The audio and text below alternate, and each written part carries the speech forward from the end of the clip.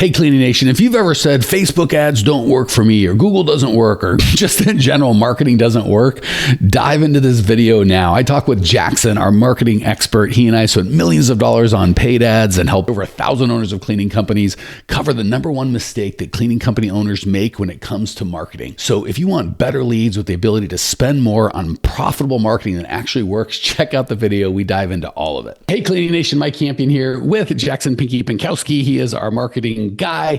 Day in, day out, he helps our owners of cleaning companies kick butt and take names with marketing. So before we started, I was like, hey, Jackson, what are our people, our clients talking about? Because we found if our clients are into it, you guys are probably into it. And he jokingly said, why isn't this working? And I'm like, you know what? That is probably the most common thing I think cleaning company owners and marketing feel is I tried marketing, it didn't work. Marketing doesn't work for me. Why isn't it working?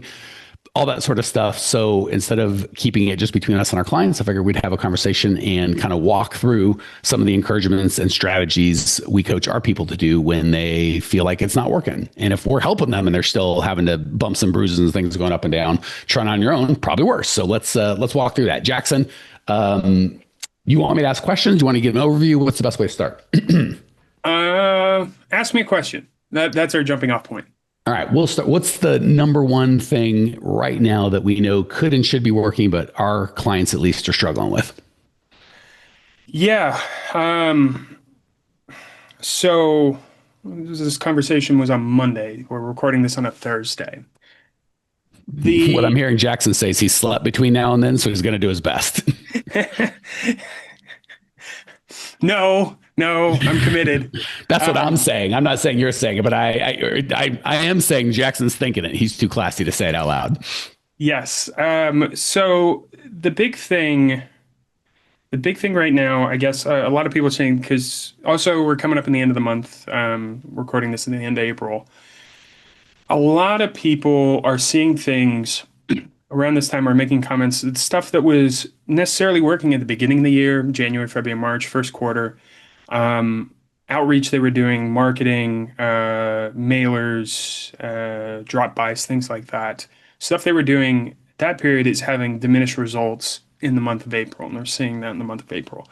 And to a lot of people, that is immediate, like it's a blazing fire. Something's terribly wrong with everything I'm doing. So I need to completely throw the book out the window. I need to start over, to do something totally different.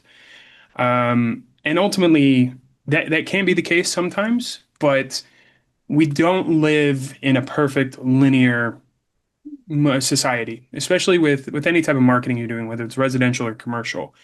There are ebbs and flows with things, but it boils down to a couple different things. I will say on the first thing is your understanding of what actually works. Like what is the definition of working for you, and what made something work? Why do you see that and go, yeah, that's working? And then why do you see something else and go, that's not working at all? Because your definition and my definition, that by default they're going to be different. But you as the business owner, you understand you define that goal. If your goal is customers, if your goal is billboards, if your goal is I just want everybody in town to know my name, then that's fine. But you need to define that, because we can't even start understanding what's working or what's not working if we don't understand what that terminology is. Does that kind of make sense? Not only does that make sense, I've been taking notes of perspectives I want to share and get your take on.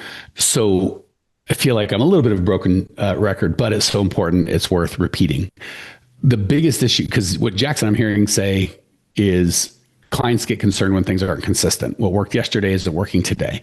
So that presupposes something that our clients do that a lot of you guys don't. So I want to make sure we point at it, which is tracking. If we're not tracking data, we're really going by what our gut, our emotions told us that our memory of an emotion about a previous time, like I had a bad experience with Facebook, is like, I don't know what that means, right? But if you're like from, say it's April and we're like January 1st to January 31st, I spent $811. I got 62 leads. Of those 62 leads, I got 13 bids. Of those 13 bids, I got 4 recurring clients. Those 4 recurring clients were $1,853 in recurring. Now we've got some data. And then when we say things are quote unquote worse or better, if we don't have the data of then and the data of now, well, then we can feel worse or better, but that has nothing, I shouldn't say nothing to do with reality, but it's very often loosely tied to reality, if at all. So all of this presupposes there's some sort of tracking. If you're not willing or able to track your marketing, not only would I say, hey, this podcast isn't for you, it's just going to be a waste of your time. I would go so far as to say marketing is probably a waste of your time and money, right? I'd rather just as soon see you keep your marketing dollar or light it on fire or go to Disneyland. But there's a lot of more fun things to do with marketing money than tracking. I have more, but I want to make sure you could jump in if you had something to add. Yeah, I would probably elevate that and say if tracking isn't for you, then ultimately probably owning a business isn't for you. That's because I mean, God, I track what I eat, right? Like I'm running a marathon in November, humble brag. But like I'm tracking how much I run and how much I eat and what that looks like. I track my spend.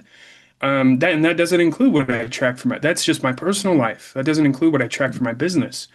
And genuinely, just tracking, not even just tracking lead data and stuff like that. That's one of the easiest and most powerful things you can do for your business. So yeah, I'm gonna hammer home. If you hear that and you're like, oh, I'm too good for that, then well, no, it's just not good. Okay, I want to move on, but I'm going to give a 30-second bow on this because it's so important. One, you were absolutely right. I can't believe I missed it and you caught it. When I say, hey, if you're not into tracking, marketing's probably not for you. And Jack's like, if you're not into tracking, business probably isn't for you. It's like, well said. Here. I just had to say that again because it's so well said. Last thing, and this is an unfair thing, but if you can do it quick. You said something at the end that I want to make sure people get. Tracking is one of the easiest, most important things you can do for your business. I think most people believe the most important part, they get tripped up on the easiest. So I'm guessing that a large percentage of the folks out there listening, own cleaning companies, aren't fighting us on the need or the importance of tracking. They're fighting themselves on the like, well, I don't know how to do it. So when you say easy, they're out there going, it's not easy. I've tried it. It's blah, blah, blah, blah, blah. So give us 30 seconds on how to make it easy. And then I promise Cleaning Nation will move on from tracking. Yeah, I think really, again, tend to overcomplicate it because if you aren't tracking at all or you see it as, oh, it's too hard, so I'm not going to do it. It doesn't have to be perfect. We want somewhere for it to start. So I hear all the time like, oh, I don't know exactly where this lead came from. And it's like, okay, that's problem B. Problem A is we just need to get the leads on. We need the number in there. Is that 6? Is that 10? Is that 2? And then down the line, we can work to figure out the next problem. So the starting point is just, hey, I had 10 phone calls today. I'm going to put 10 on my sheet. And 2 of those became a customer. I'm going to put a 2 on my sheet. Or I had 2 bids. I'm going to put 2 there. And I had 1 customer. I'm going to put 1 customer there. That's your starting point. Once we get that, then we can look at tracking where the sources came from and stuff like that. I think that's the best way for people to get started because me as a marketing guy who's been doing this for 12 years now, if I just had even simple numbers, we can learn a lot just from those simple numbers. So start there. That's your starting point. Love that. So for all of you that didn't know what to track or thought it was too hard, let me just sum up what Jackson said, and I promise we'll move on. It really is important, guys, gals. Only thing I didn't hear you say, maybe it was implied or maybe I missed it.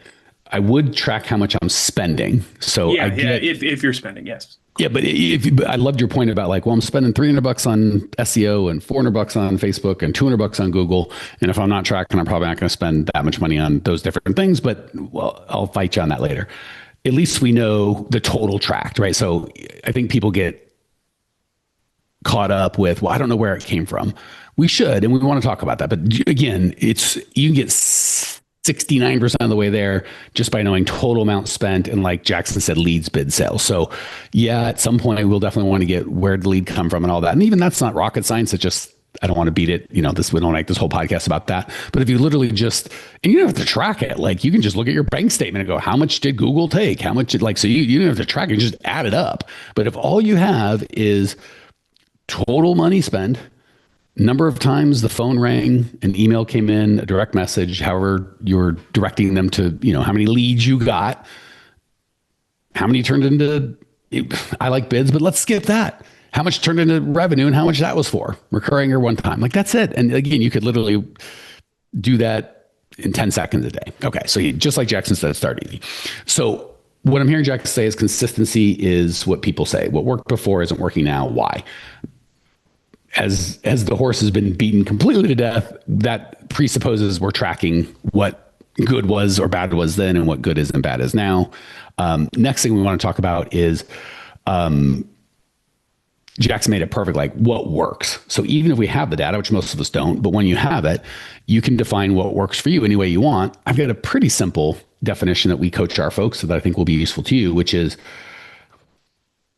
we only coach you to get recurring work. So for commercial, that's pretty easy because that's just self-explanatory almost. For residential, we get all these teases of, move in, move out, or, Airbnb stuff or seasonal work or, whatever, where it's not the same amount of money every month.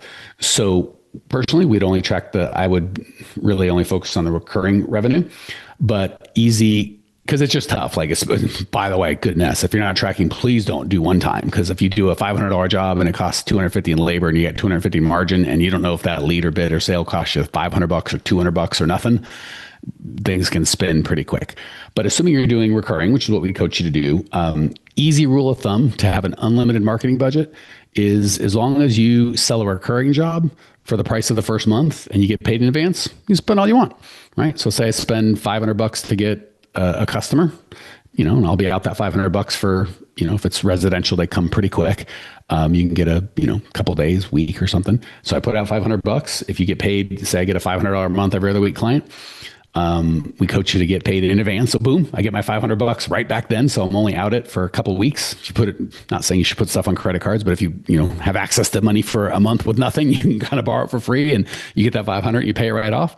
And then over the next month, you're going to build up that $250 in labor spend. And then boom, 30 days later, you get the 200 you spent plus another 250, and that just goes forever and ever. So as long as you can get a recurring client for whatever your revenue is for the first month, you should be okay. Not that you can't spend more than that, but you have to kind of watch cash flow and you kind of have to pay a little more attention. But if it's that or less, don't you worry about it. So and again, if you're not tracking, you won't know, but if I spent $2,000 on Facebook last month and I got $3,000 in recurring revenue, and this month everything goes to crap and I spend $2,000 on Facebook and I only get $1,900 in recurring revenue, a lot of people are like, I'm going to kill that. It's like, are you out of your mind? If your average client stays 3 years residential, which is a 3% monthly churn rate, which is pretty high. That's a $10,000 client. Are you kidding me? So track, and I shouldn't say half, but probably a third of what we coach people to do is don't stop what's working. They'll take ROI stuff and they're bored of the offer, or they're bored of this, or they want to try something different. And they're like, Jackson, I want to do this, or I want Mike, I want to do this or that. And the right coaching, even though it's the most boring coaching, is no, just keep doing what you're doing. Why not just double the spend on the thing that's working? Like, because I'm bored, or I don't like that, or clients don't like it. And we get all this emotional drama around that. All right, I'll give one more thing, and I'm going to kick it back to Jackson.